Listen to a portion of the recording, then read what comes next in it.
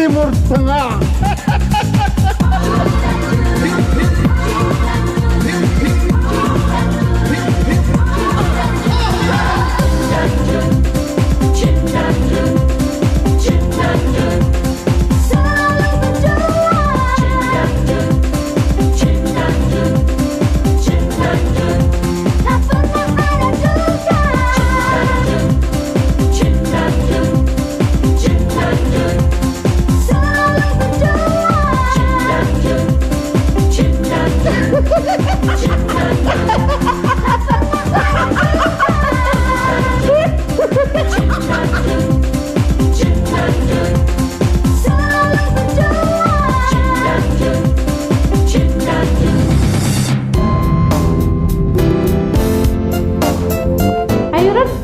Yuk. Permisi Tante. Pergi dulu ya, Ma. Kalau sudah bubar, jangan kemana-mana ya. Iya deh, pokoknya langsung pulang. Oh ya, Ma, ntar hari Minggu Rudi ngajakin Desi ke puncak. Oh ya Tante, saya mau bawa Desi ke perkebunan bunga Flower Bunda. Katanya sih minggu depan mau ada panen untuk dikirim ke Jakarta dan Singapura. 50 baru berondong. Ikut dong. Mas, buku apa nih? Oh ini buku tentang makhluk supernatural.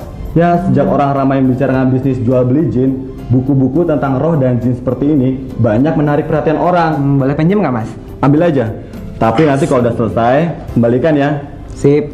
Mari Tante. Ya. Saya mau pasang susuk di bibir, di dagu, dan di pelupuk mata yang biar yang kena senyum dan kerling mata saya pada tunduk semua.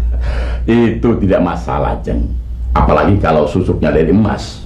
Tapi harganya agak mahal. Itu nggak jadi masalah, Yang. Malah kalau Eyang punya susuk dari berlian, saya juga mau. Yang penting kan khasiatnya canggih. Itu tidak usah diragukan lagi. Apa pinggulnya mau dipasang susuk juga? Sebab laki-laki banyak yang suka melihat pinggul wanita. Muka boleh oplet, tapi pinggul harus buldok. Boleh deh, Yang. Baiklah kalau begitu.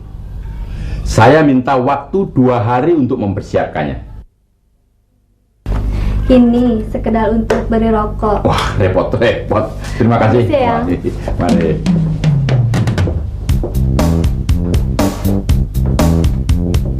Aduh, Yan, ketiwasan Yan. Ada apa? Ada apa?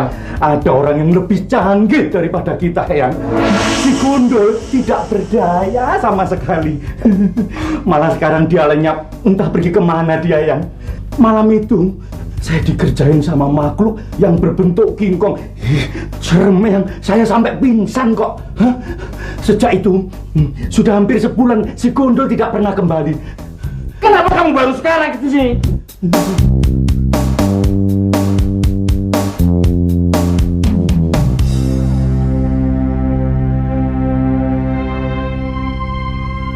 Yang tadi itu saudara sepupu saya, Rudi. Ibunya punya perkebunan bunga, Om, di Cipanas. Oh ya? I see. Sekarang sudah jelas persoalannya. Setan gundul peliharaanmu itu dimusnahkan oleh jin dari Timur Tengah yang belum lama tinggal di sini. Ya, aku akan menyuruh Butoijo untuk menyelidiki, kalau perlu membunuhnya. Om Jin, dalam buku ini dikatakannya bahwa sesungguhnya ada 3 kelompok jin. Yang pertama, ada jin yang hidup terbang di udara. Yang kedua, ada jin yang hidup di daratan. Dan yang ketiga, jin yang menyerupai hewan. Betul, memang ada jin yang bisa terbang. Tetapi yang dimaksudkan dengan berterbangan di udara seperti yang disebutkan di dalam hadis itu adalah angin yang kami sendiri pun tidak bisa melihatnya. Mereka tidak kawin, tidak sakit dan tidak pernah mati. Tapi Nabi Sulaiman bisa berkomunikasi dengan angin, bahkan bisa memerintah mereka. Oh gitu, Om. Kami bangsa jin pun terbang dengan bantuan angin. Siapa kamu? Siapa kamu?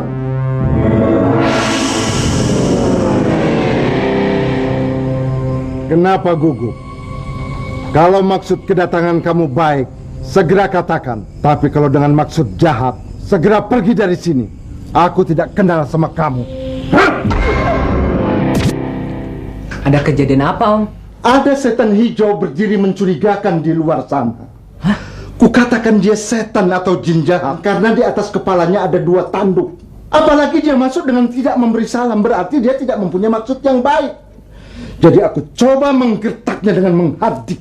Dia kaget, tubuhnya yang setinggi rumah menciut ke ukurannya yang semula.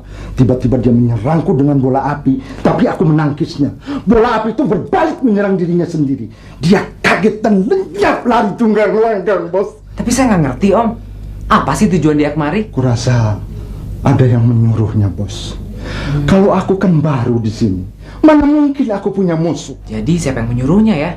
Soalnya kami sekeluarga juga nggak punya musuh, Om Jin. Jangan khawatir, aku akan memasang pagar gaib di sekeliling rumah ini. Kurasa dia memang mencari aku. Tapi tidak usah takut. Karena aku taksir umurnya baru 300 tahun. Jadi mana mungkin dia mengalahkan aku? Ocem? Ocem. Bentakannya saja membuat tubuhku gemetar dan ciut mengecil. Kutaksir umurnya ada kali 2000 tahun atau lebih. Kalau jin usia sekitar 1000 saja, belum tentu mampu menang seranganku. Kita cari akal. Siapa majikannya atau pemilik rumah tempat jin dari Timur Tengah itu tinggal? Penghuninya orang biasa, kelihatannya orang beriman. Kalau begitu dia juga golongan beriman. Dia memilih rumah itu untuk tempat tinggal sementara.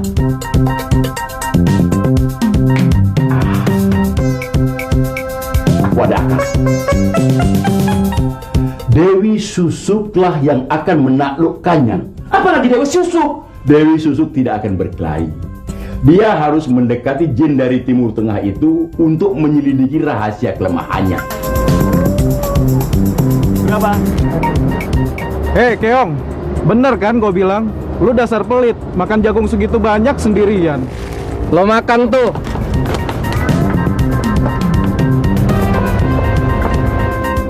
Mesti dikasih pelajaran ini orang. Udah bosan hidup ya? Ada apa? Aduh, kuping gua diantum tawon. Aduh, saya sudah mas, saya memang salah. Lepas lagi kepala saya pakai jagung. Tidak apa, saya senang kok. Apa-apa, saya malah senang kok. Satu orang. Selamat siang Tante. Nah, ini Tante Lena dan ini Desi Tante. Selamat datang. Wah, bunganya bagus-bagus sekali. Ini semua akan dibawa ke Jakarta dan sebentar lagi akan diambil oleh pembelinya. Oh, gitu.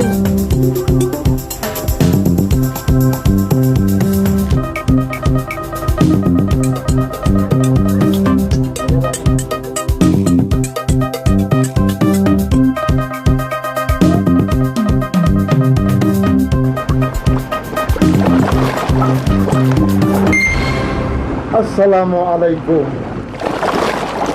Wah, beruntung sekali rasanya. Di tengah alam yang begini indah, saya menemukan wanita secantik kamu. Siapa nama kamu? Kalau saya Mustafa. Saya Dewi Susuk. Hah? Dewi Tusuk? Sate kali ditusuk. Dewi Susuk.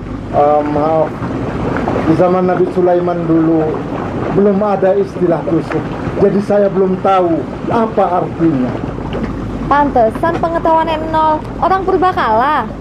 Susuk itu jimat yang dimasukkan ke dalam tubuh wanita manusia. Tapi bukan pekerjaan yang jahat kan? Kalau itu pekerjaan yang jahat, saya tuh gak dipanggil Dewi Susuk. Ya, jin secantik kamu memang pantas dipanggil Dewi. Maha besar Tuhan yang telah menciptakan wanita jin secantik kamu. Ternyata kamu pinter juga yang ngegombal. Gombal? Please, believe me. Aku bicara sejujurnya kok. Anda tinggal sendirian di sini? Mau nemenin saya di sini? Maaf. Sebentar bosku memanggil, aku permisi dulu ya. Tapi bos. Mana aja sih Om? Biasa bos, kontrol. Jadi dia berasal dari zaman Nabi Sulaiman. Pantas sakti sekali. Kelihatannya dia mengabdi pada anak itu. Seberapa tinggi ilmu anak itu? Kelihatannya sih nggak punya ilmu apa-apa. Dia cuma anak sekolahan. dari keluarga baik-baik dan beriman. Teruskan penyelidikanmu. Dapatkan kelemahannya. Pokoknya cantik lah bos selama tinggal di sini. Oh, belum pernah aku menyaksikan wanita jin yang secantik itu. Om Jin naksir sama cewek jin itu? Naksir sih belum bos. Cuma seneng kan? Tapi kalau aku naksir aku takut bos marah bos. Kalau Om Jin mau pacaran atau punya cewek, silakan aja, nggak ngelarang kok. Yang penting Om Jin jangan lupa tugas. Hah? Jadi bos merestui bos? Ahlan, nggak kuat. Diberikan anak itu pada kamu, kok kamu kelihatannya patuh sekali? Tidak ada. Mana mungkin kerjasama antara jin dan manusia tanpa ada timbal balik? Kamu rugi dong. Masalahnya dia sudah menyelamatkan aku. Dia nyelamatkan kamu? Nyelamatkan dari mana? 3000 tahun lamanya aku terpenjara di dalam botol dan terapung-apung di laut. Pada satu saat botol itu terdampar di pantai. Dia yang membuka tutup botol itu dan membebaskan aku. Jadi aku harus mengabdi kepadanya. Ternyata kamu jin yang tahu balas budi. Tapi kan nggak mesti patuh begitu dong. Sekali-sekali kamu boleh ngelawan. Saya rasa dia nggak mungkin bisa berbuat apa-apa. Oh, jangan coba-coba. Sekali dia membuka tutup botol yang pernah memenjarakan aku akan tersedot kembali ke dalamnya dan terpenjara lagi. Ternyata tidak begitu sulit menaklukkanmu, hai jin Timur Tengah. Bersiap-siaplah kamu jadi tawananku, kemudian jadi peliharaanku. Sekarang tugasmu Butoijo, mengambil botol tua di rumah itu pada saat jin Timur Tengah itu sedang bepergian.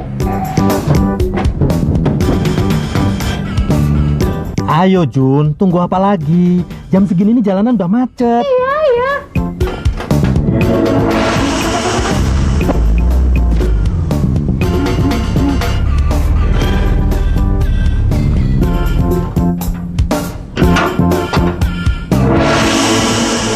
Sekarang saatnya.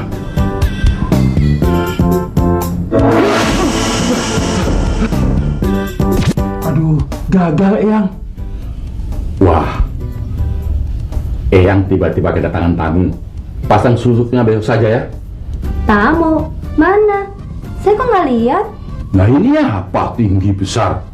Kamu mana bisa lihat? Kalau gitu saya permisi Mbah.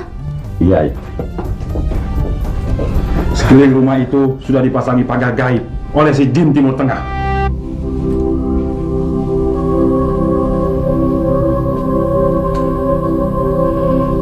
Kenapa tidak kucoba seperti yang dilakukan tukang sihir dalam cerita Aladin dan lampu wasiat? Selama bos belajar di rumah teman, bagaimana kalau aku pergi pacaran?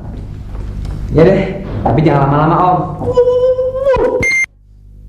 Ngomong sama siapa Yan Jun? Enggak, ini ngomongin pelajaran Em. Kemana nih? Biasa. Ngapa sih ah? Udah, kunci pintunya. Beres. Misi Bu. Misi yang Bu. Ada apa Pak? Ada barang-barang bekas Bu. Barang bekas apa ya? Misalnya kompor, sepatu, botol, apa saja. Nah, sama Non ini tanya. Non, kalau ada barang bekas bisa dijual sama Bapak ini, Iya, Non. Barang bekas.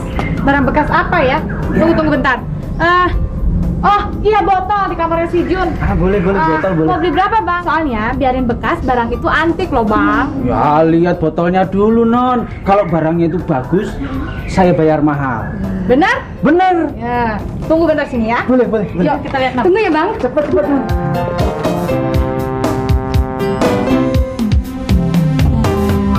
Ini, Nam. Antik kan, Nam? Iya, tapi nanti dari Yuna dia marah. Alah, kalau barang ini lakunya dengan harga yang tinggi, si Jun juga pasti senang. Kita dapat komisi. Iya ya. Nah, Bang, ini botolnya, Bang. Wah. Antik kan? Bagus sekali, Non. 100.000, Non. 100.000. Asik. Ini duitnya, Non. 100.000, Non. Ya. Makasih ya, Bang ya. Terima kasih, Non.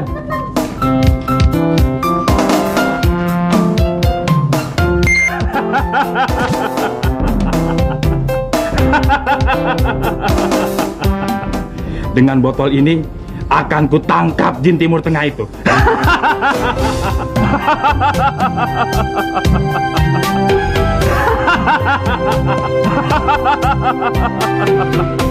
Kakek memang pantas mendekam dalam botol ini. Dewiku sayang, sebentar lagi tugasmu menemani makhluk purbakala itu akan berakhir. Oh, my baby. Jawablah terus terang, apakah kamu sudah punya pacar apa belum? Kalau begitu katakanlah, apakah kamu menerima cintaku? Ah, kamus nih genit amat sih nyolak-nyolek ah. Kak Mus, enak amat. Kakek tua Bangka dipanggil Kak Mus. Hei, masih berani kamu muncul di hadapanku ya? Siapa takut? Ayo Dewi, kita pulang. Kamu kenal dia? Dia kan suamiku. Hah? Jadi apa mau kalian sebenarnya? Kalian sudah menjebak aku. Dan pasti kalian tidak tinggal di taman ini. Tua Bangka tidak tahu diri. Sok beriman, tapi menggoda istri orang. Kamu tahu kan hukumannya? Dengan hukuman apa kamu akan membalasku? Dengan bola apimu itu? Bola apiku akan kugunakan nanti untuk membakar botol ini. Setelah kau meringkuk di dalamnya. Kamu apakan anak itu? Anak itu belum tahu kalau botol ini ku ambil. Bahkan dia belum pulang. Menyerahlah kamu.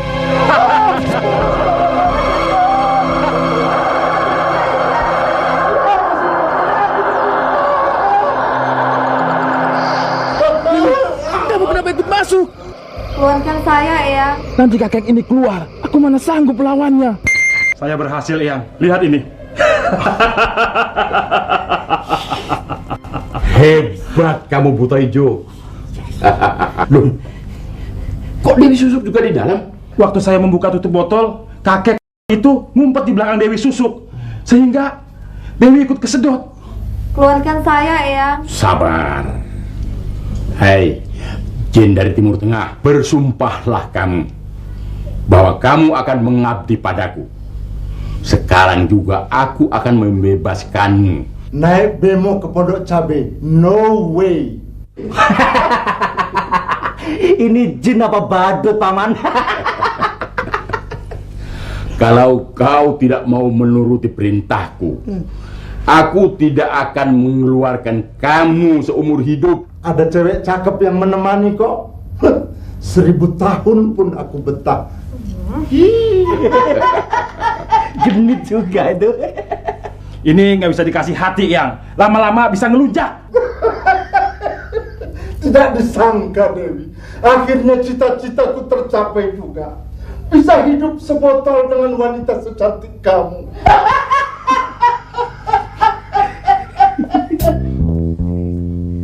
Dari mana?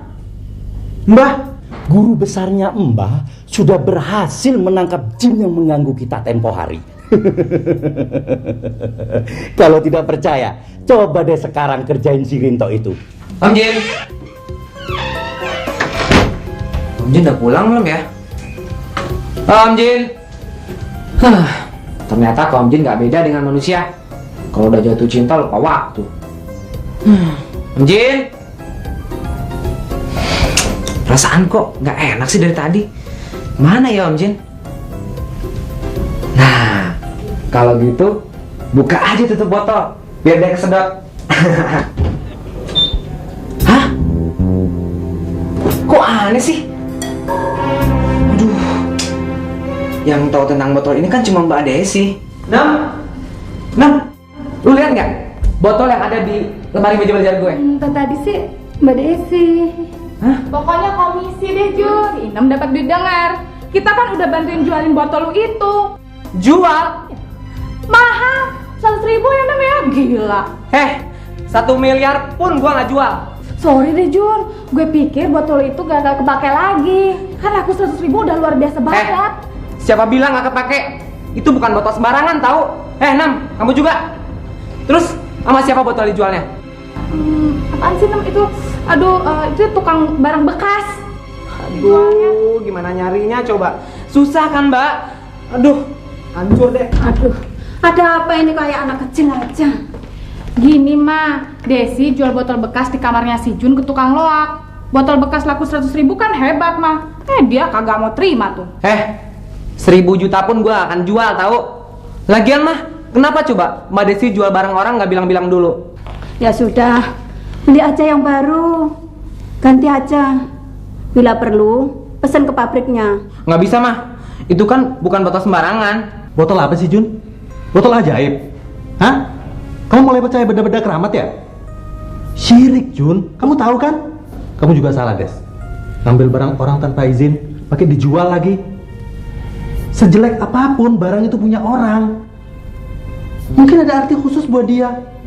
Mungkin ada kenangan yang tak terlupakan. Kita kan nggak tahu. Iya deh Pak, Desi ngaku salah. Jun, maafin gue ya. Gue nggak tahu kalau botol itu ada arti khusus buat lo. Nih duitnya nih, buat lo semua nih. Nih. Ambil deh semua, biar puas. Mana ya Om Jin? Kok belum muncul juga sampai sekarang? Berarti orang yang membeli botol itu memang udah membuka tutup botolnya. Terus Om Jin kesulit masuk ke dalam botol itu. Kalau dia membuka lagi tutup botolnya dan Om Jin keluar dari botol itu lagi, berarti bisa-bisa Om Jin mengabdi ke orang itu. Aduh. Ya Allah, berilah saya petunjuk. Hanya kepadamu saya menyembah dan hanya kepadamu pula saya meminta pertolongan. Pertemukanlah saya kembali dengan Om Jin ya Allah. Om Jin.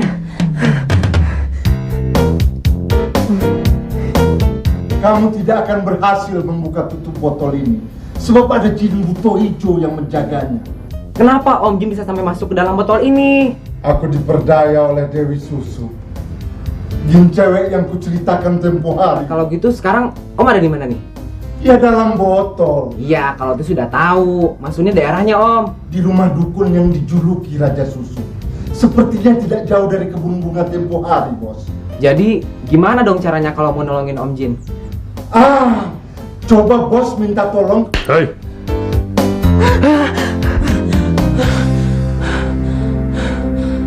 Mungkin mimpi ini kiriman langsung dari Om Jin. Tempo hari kan sudah saya katakan, rumah itu ada isinya, yaitu jin. Tapi dia jin yang baik, namanya Mustafa. Dan dia sangat bersimpati terhadap seisi rumah, terutama terhadap kamu. Kemarin malam saya bermimpi, jin penghuni rumah kami itu tertangkap oleh seorang dukun tua ahli susuk. Dan sekarang dia dipenjarakan oleh dukun tua itu dalam botol. Aneh, jin setua dia bisa tertangkap oleh manusia. Padahal jin semakin tua akan semakin sakti. Tapi dalam mimpi itu dia mengatakan kepada saya untuk menyampaikan hal ini kepada Bapak. Begini saja deh Jun, besok kamu kembali ke sini. Kalau begitu saya permisi dulu. Assalamualaikum. Waalaikumsalam. Halo? Halo, Tony. Ini Mbak Nak. Bagaimana? Sudah coba ngerjain Rinto? Hah? Benar kan? Assalamualaikum. Waalaikumsalam. Masuk Jun. Bagaimana Pak Ustadz? Sudah dapat petunjuk? Ternyata memang benar Jun. Jin Mustafa terkurung dalam botol. Daerahnya saya sudah tahu. Insya Allah saya akan berusaha menolongnya. Kalau boleh, saya ingin membantu. Jangan Jun, berbahaya. Dukun itu sangat sakti, dan botol itu dijaga oleh jin yang juga sangat sakti. Saya pernah belajar ilmu bela diri. Ini tidak bisa dilawan dengan ilmu bela diri karate atau silat. Kita berhadapan dengan kekuatan gaib atau supernatural. Sekedar ayat kursi, saya juga hafal Pak. Tidak segampang itu Jun. Dan nanti kamu menyusahkan orang tua kamu. Loh, saya nggak menyusahkan orang tua kok Pak. Kalau nanti kamu kenapa-napa, bagaimana? Oleh karena itu, lebih baik kamu pulang saja. Kalau nggak diberitahu, Papa atau Mama juga nggak akan cemas Pak. Lagian, saya punya ide yang bagus Pak. Ya mau dong, Ma. Loh, kok sepi sih? Junaidi kan ke Bandung, Pak. Desi tadi lari pagi, mungkin dia belum pulang. Tapi si Junaidi itu ngapain sih ke Bandung kok pakai nginep segala? Sudah lama, biarkan saja. anak laki-laki itu jangan terlalu dikhawatirkan. Kamu susah-susah mikirin, dia Saudara Mustafa, Anda tidak salah pilih dengan anak ini. Dia anak cerdas dan berani. Tapi saya juga ingin bertanya, kenapa Anda lepaskan kedua jin golongan setan itu kabur melarikan diri? Padahal saya hampir menangkapnya. 3 orang penodong memaksa penumpang bus kota untuk menyerahkan uang dan perhiasan mereka. Wah, gila. Di antara penumpang itu tidak ada yang berusaha untuk menolong, bos. Atau barangkali penumpangnya cuma 3 orang saja, bos. Dengerin dulu nih, Om. Dengan menggunakan senjata tajam, mereka memaksa penumpang. 1 di antara mereka mengancam sopirnya, dan 2 di antara yang lainnya memaksa penumpang untuk mengeluarkan uang dan perhiasan mereka. Tapi, bos, masa salah satu saja dari 15 orang itu tidak ada yang berani melawan? Musuhnya kan cuma 3 orang yang bersenjata tajam, bos. Bukannya nggak berani, Om, tapi mereka tuh nggak peduli. Hah? Yang bos maksudkan dengan tidak peduli itu bagaimana sih? Begini, Om, rasa kepedulian orang terhadap orang lain sekarang ini kayaknya udah mulai menurun. Jadi orang yang merasa mampu untuk bertindak jadi malas. Iya ya, bos. Padahal kalau salah satu saja dari 15 orang itu ada yang berani untuk menjadi pengomandonya, bos, dan yang lain ikut mengeroyok, yang 3 orang itu pasti babak belur deh. Bener tuh, Om. Makanya setiap orang harus selalu meningkatkan rasa kepeduliannya, ya nggak, Om? Bener, bos. Tapi caranya yang baik itu bagaimana, bos? Caranya ya kita yang harus mulai. Kita harus banyak membantu dan memperdulikan orang lain. Iya ya. Tapi rasa-rasanya selama ini juga kita sudah menjalankan hal itu. Cuma memang benar, bos. Mulai sekarang kita harus lebih meningkatkannya lagi. Oke, bos.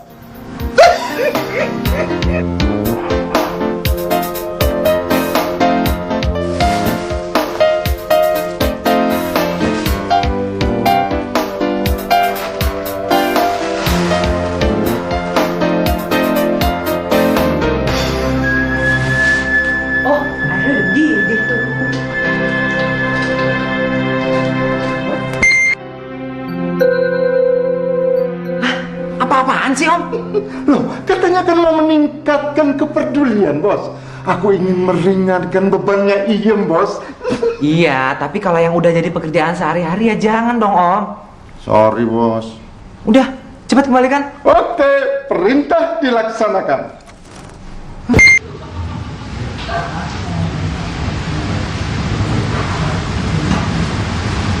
Om Jin ada-ada aja. Yuk, cabut.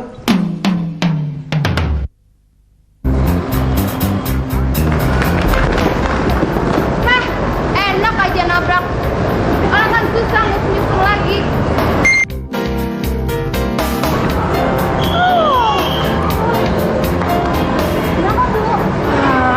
Om Jin sih. Jadi ibu-ibu tuh pingsan. Kan kepedulian, bos, kepedulian. Katanya kalau di rumah nggak boleh, sama bos pribadi nggak boleh. Nah, dia ini kan orang lain, bos. Iya, tapi lihat-lihat dong.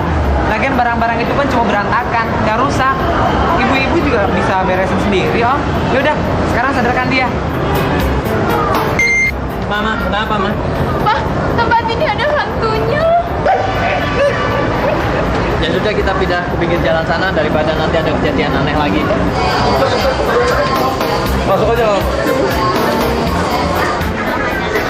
Wah, banyak benar orang ya, bos. Maklum, Om. Orang-orang pada belanja buat lebaran. Kalau udah deket lebaran kan harga-harga pada naik semua, Om. Oh, jadi manusia begitu kalau mau lebaran rebut-rebutan beli barang ya, bos? Setiap tahun kalau mau lebaran ya gitu. Waduh, makanya Mama tadi kan udah bilang kamu harus hati-hati di sini, jangan pegang-pegang sembarangan. Papa sih disuruh jagain anak, malah celingak-celinguk. Siapa yang celingak-celinguk?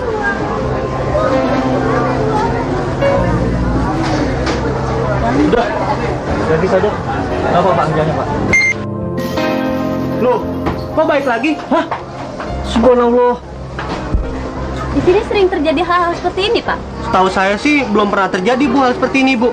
Mungkin karena anak Ibu masih kecil dan belum berdosa, Jadi malaikatnya membantunya, Bu. Mungkin juga ya. Ini berarti bukan guci sembarangan ini. Saya tidak akan menjualnya, bahkan saya akan membelinya. Lagi-lagi karena ulah Om Jin, orang-orang jadi berpikiran yang enggak-enggak. Sorry berat ya bos, Om Jin berjanji hal yang seperti ini lain kali tidak akan pernah terulang lagi. Sorry. Yuk jalan. Kita mau cari makanan ya bos? Tuh, kan puasa. Astagfirullah.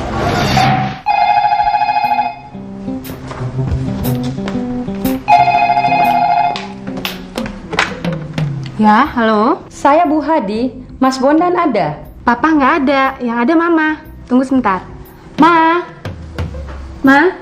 telepon dari Bu Hadi. Ya, halo. Bu Hadi, apa kabar? Tolong disampaikan sama Mas Bondan, Mas Hadi sakit. Sudah 1 bulan koma. Sakitnya apa ya? Ya, itulah. Dokter juga belum tahu pasti tentang penyakitnya. Di rumah sakit mana, Bu? Sekarang sih sudah di rumah. Tadinya di rumah sakit. Setelah 1 bulan lebih, dokter mengizinkan kami bawa pulang. Ya, baiklah, nanti saya sampaikan nama Mas Bondan ya. Sekarang kita kemana bos? Ya pulang. Emang mau kemana lagi Om?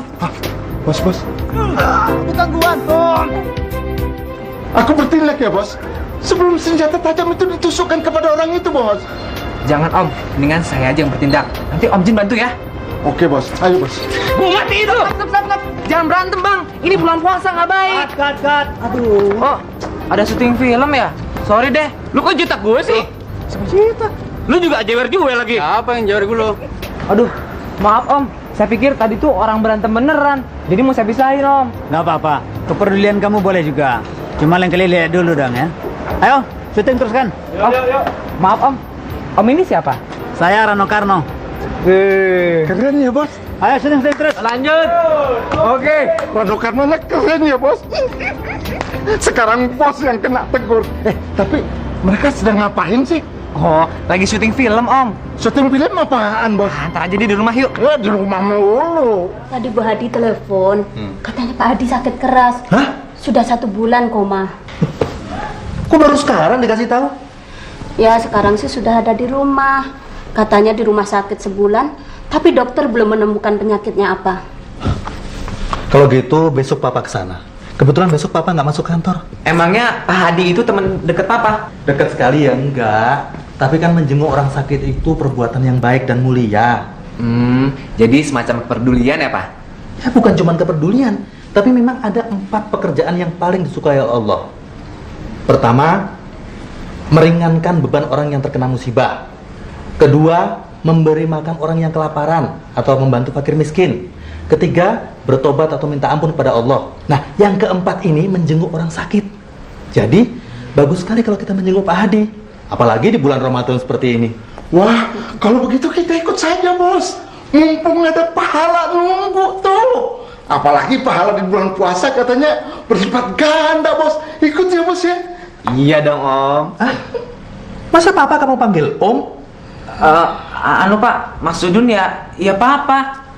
Aduh, puasa seharian kok ngomong jadi belibet gini sih. Jangan puasa dibikin alasan. Memang kamu itu sering ngawur, Jun. Jun pengen ikut dong Pak, ngeliat Pak Hadi. Boleh. Tapi sebelumnya kita mampir dulu ke rumah yatim piatu. Papa mau bayar zakat dulu, ya?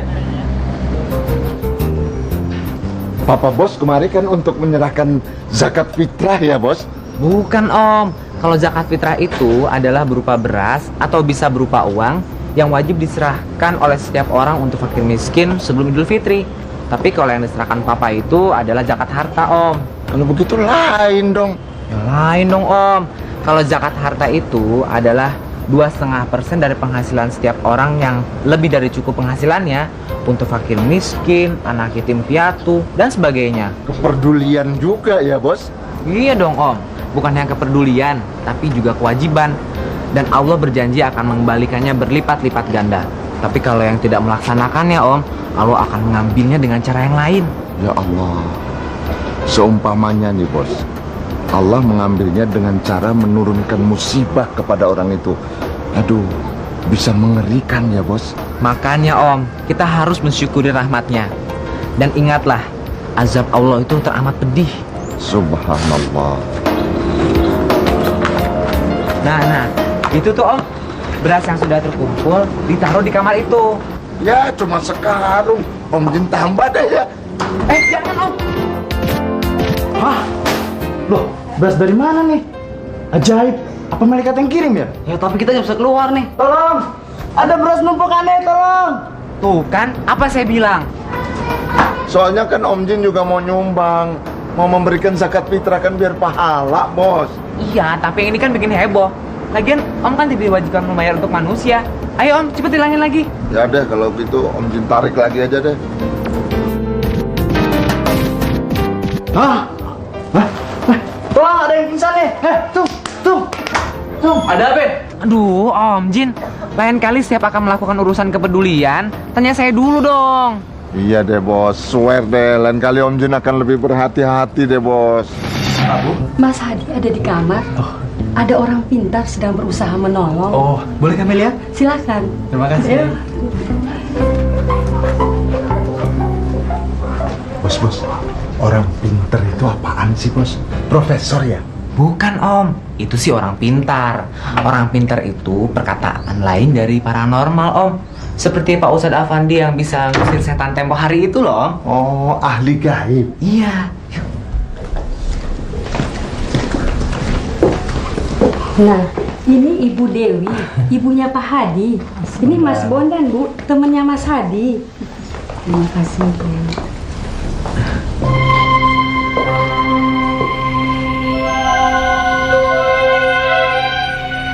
Om, apa ada makhluk halus yang kelihatan mengganggu Pak Hadi? Menurut penglihatan Om Jin tidak ada setan ataupun golongan jin jahat di sini bos. Baik di dalam tubuh orang itu maupun di sekitar rumah ini. Dan lagi kelihatannya bos, orang pintar ini imannya sangat kuat dan tenaga gaibnya bos luar biasa. Lantas apa dong yang mengganggu Pak Hadi? Itulah bos, sayang sekali Om Jin juga belum tahu bos. Alhamdulillah. Bagaimana, Pak? Setelah saya telusuri, ternyata tidak ada tanda-tanda bahwa Pak Hadi ini diguna-guna maupun dibuat orang. Tapi ada tanda-tanda bahwa Pak Hadi ini mempunyai dosa sama ibunya dan ibunya tidak mau memaafkan. Maksudnya, Pak? Iya, karena Pak Hadi pernah menyakiti hati ibunya. Sedangkan ibunya tidak mau memaafkannya sampai sekarang. Astagfirullah. Tapi saya rasa nggak mungkin, Pak.